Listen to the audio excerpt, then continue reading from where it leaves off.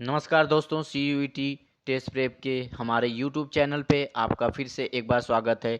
1000 most important current affairs के part 4 को लेके एक बार फिर से हम आपके साथ अवेलेबल हैं। सो हमारे चैनल को ज़्यादा से ज़्यादा लाइक शेयर सब्सक्राइब करें ताकि जो भी वीडियो हमारे चैनल पे अवेलेबल हो आपको उसकी इन्फॉर्मेशन मिल जाए। एक ज़रूरी सूचना हम ये देना चाहते हैं कि हमने computer science and information practices की लेक्चर सीरीज को अपलोड कर दिया है। लेक्चर 1 को अपलोड किया हुआ है और भी सब्जेक्ट्स को हम जल्दी से जल्द शुरू करेंगे अपने चैनल पे, जैसे कि economics, geography, environmental science, history and paper 1 का Hindi and English and general test, जो कि CUET टेस्ट का तीसरा पेपर है। सो हमारे चैनल को लाइक शेयर सब्सक्राइब करें ताकि इन सब लेक्चर्स की इंफॉर्मेशन आप तक पहुंच सके। सो आप आगे बढ़ते हैं, हम देखते हैं कि इस वीडियो सीरीज में पहला क्वेश्चन क्या है। पहला क्वेश्चन ये है कि कौन सा देश अपनी नौसेना के लिए सौर आधारित ब्रह्मोस क्रूज मिसाइल सिस्टम की खरीद के लिए आदेश देने के लिए पहला विदेशी देश बन गया है। Which country has become the first foreign country to place order for purchase of BrahMos shore based cruise missile system for its navy. तो ऑप्शन है मालदीव, फिलीपींस, बांग्लादेश, म्यांमार।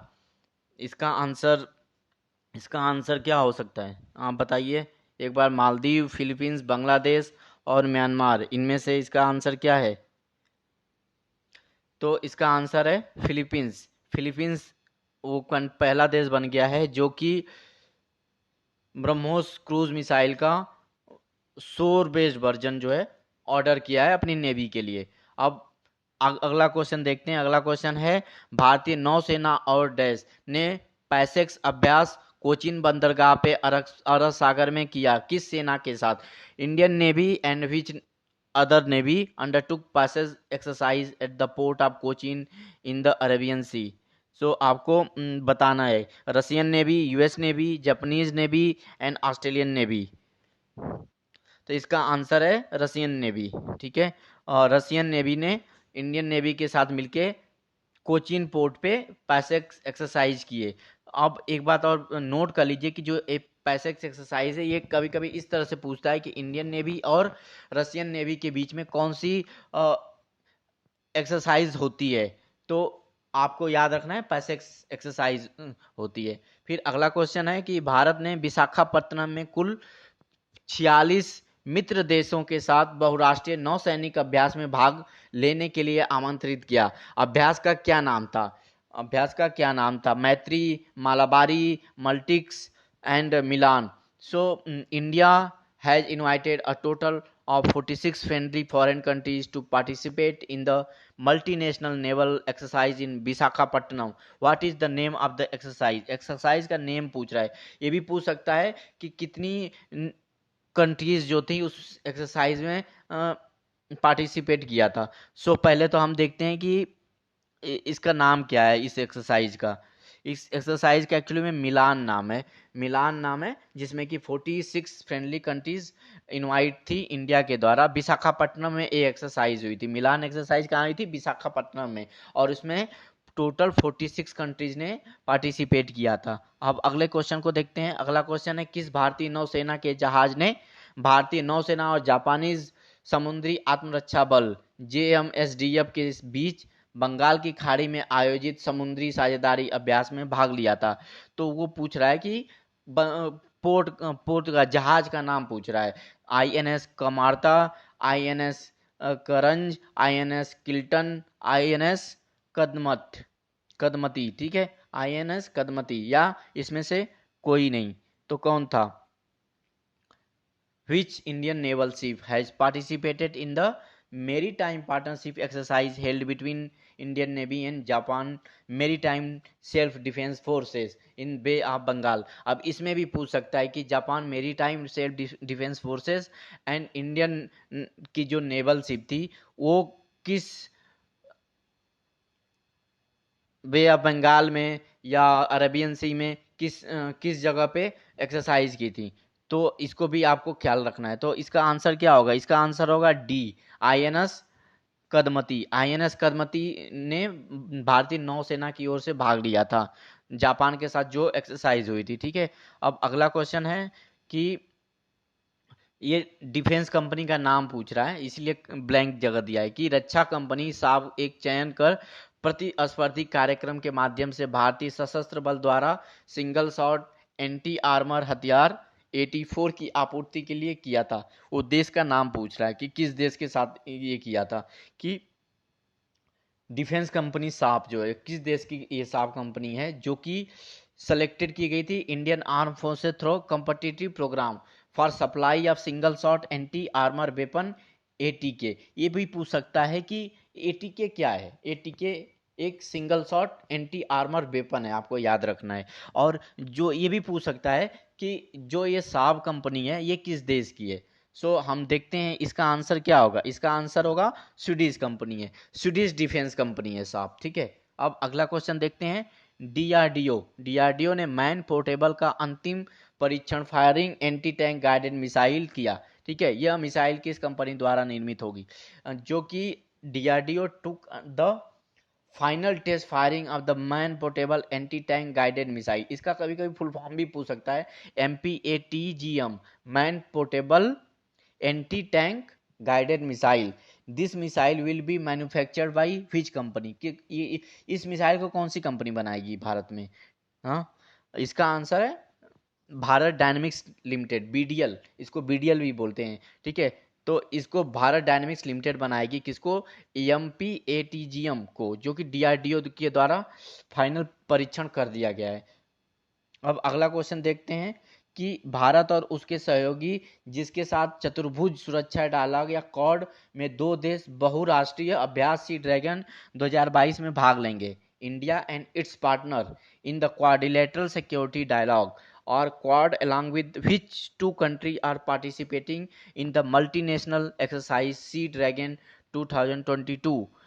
तो इन दो देशों का नाम पूछ रहा है कि जो ये सी ड्रैगन 2022 हुआ था उसमें कौन कौन से और दो देश क्वाड के अलॉन्ग में शामिल हुए थे।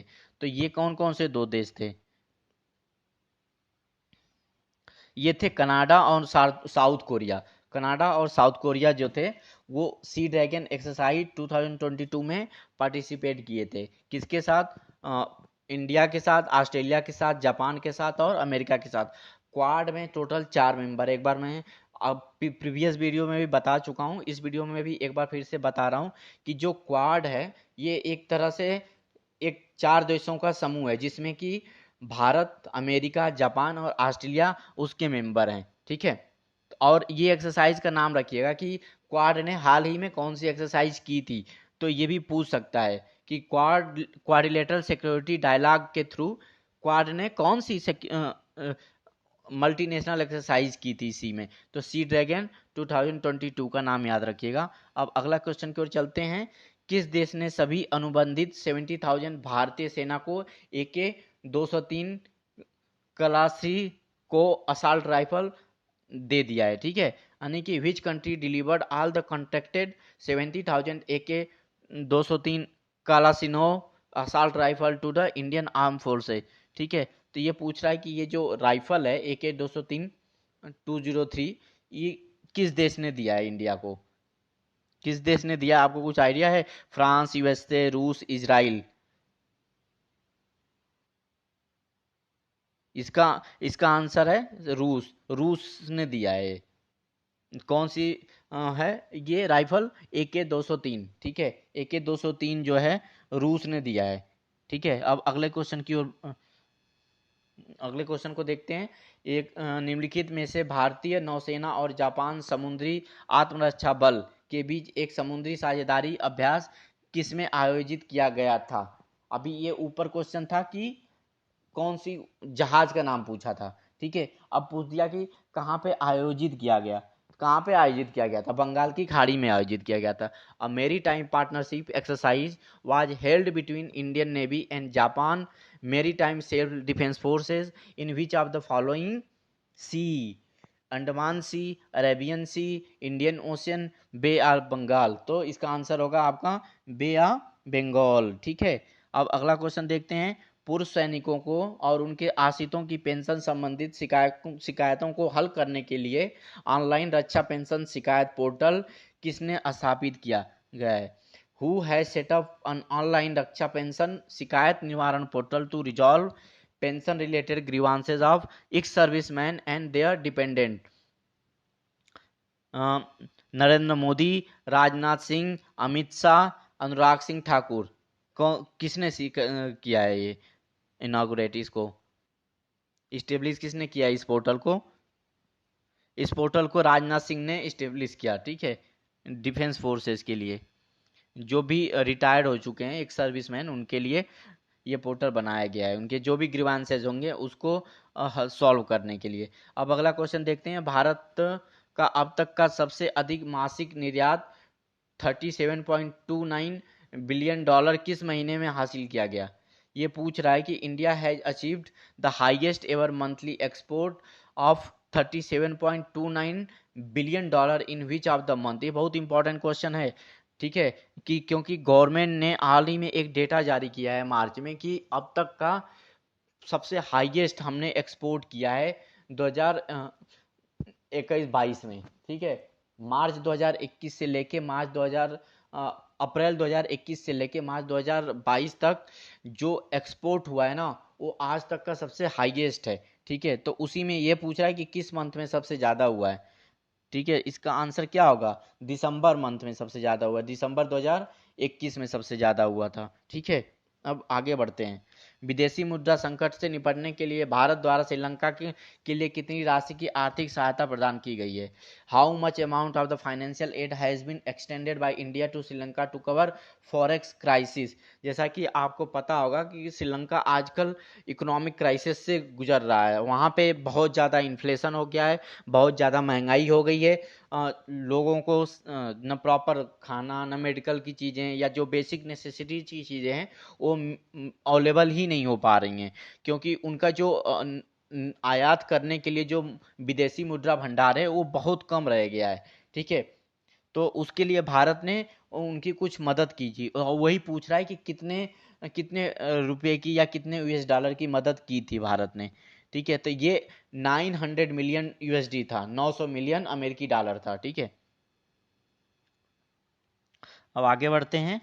आगे देखते हैं कि अगला क्वेश्चन ये है कि फाइनेंशियल ईयर 2020 में भारत की जीडीपी विकास दर नवीनतम एसबीआई इको रैप रिपोर्ट के अनुमानित क्या है? ये कह रहा है कि जो एसबीआई की इको रैप रिपोर्ट होती है, ये भी पूछ सकता है कि एसबीआई की रिपोर्ट का नाम क्या है। तो इको रैप रिपोर्ट है, उसमें भारत की जीडीपी का अनुमान कितना लगाया गया है 2022 के फाइनेंशियल ईयर में? तो ये 9.5% लगाया गया। एसबीआई के इको रैप रिपोर्ट के अनुसार भारत की 2022 में जो अनुमानित जीडीपी ग्रोथ रहेगी वो 9.5 रहेगी। अब अगला क्वेश्चन देखते हैं।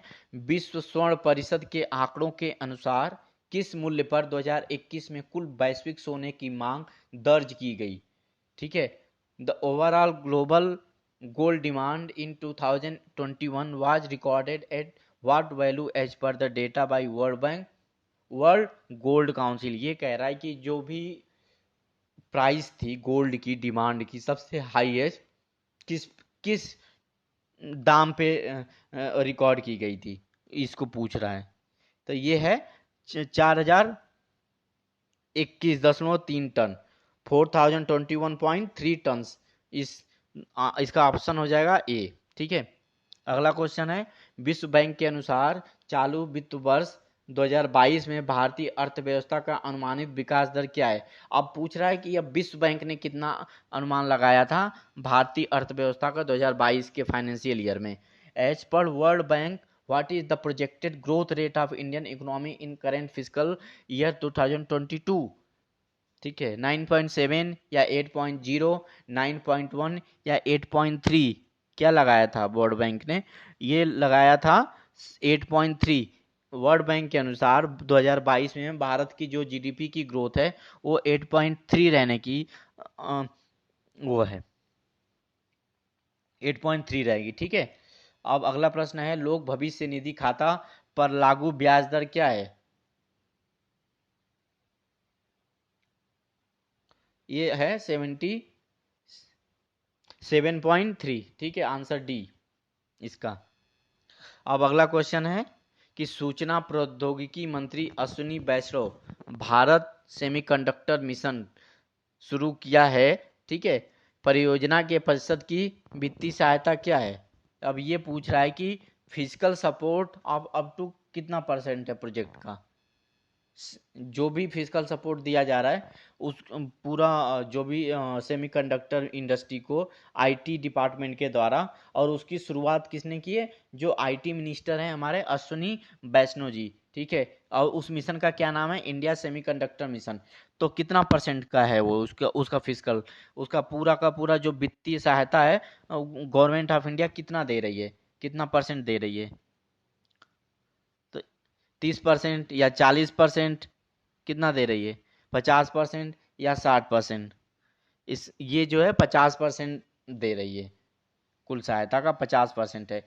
अब ये कह रहा है कि United nation world economic situation and prospect 2022 report project India GDP in 2022, जो संयुक्त राष्ट्र विश्व आर्थिक स्थिति और प्रोस्पेक्ट की रिपोर्ट आती है 2022 के लिए, वो भारत की जीडीपी को कितना प्रोजेक्ट किया है। ये पूछ रहा है कि भारत की जीडीपी वर्ष 2022 में संयुक्त राष्ट्र विश्व आर्थिक स्थिति और प्रोस्पेक्ट रिपोर्ट के अनुसार कितनी रहेगी? 3.5, 4.5, 5.5 या 6.5? इसका आंसर है 6.5। भारत की जो जीडीपी ग्रोथ रहेगी वो 6.5 रहेगी। ठीक है।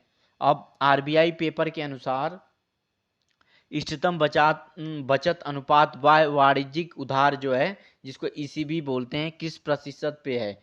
क्योंकि according to RBI paper the optimal hedge ratio for external commercial borrowing is at what percentage?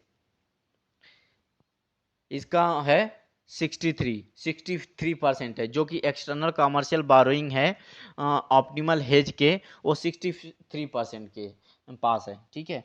अब अगला क्वेश्चन है जो कि इस वीडियो का लास्ट क्वेश्चन होगा। दिसंबर 2021 में भारत की खुदरा मुद्रास्फीति बढ़कर 6 महीने के उच्चतम प्रतिशत पे हो गई है। कितना हो गई है? Retail inflation of India in December 2021 rose to a 6 month high of dash percent, 495, 5.59, 7.59 या 6.59? कितनी हो गई है सबसे ज्यादा? ये हो गई 6.59, जो कि हमारा जो इन्फ्लेशन है ना, रिटेल इन्फ्लेशन, वो दिसंबर में अब तक सबसे ज्यादा हो गया था।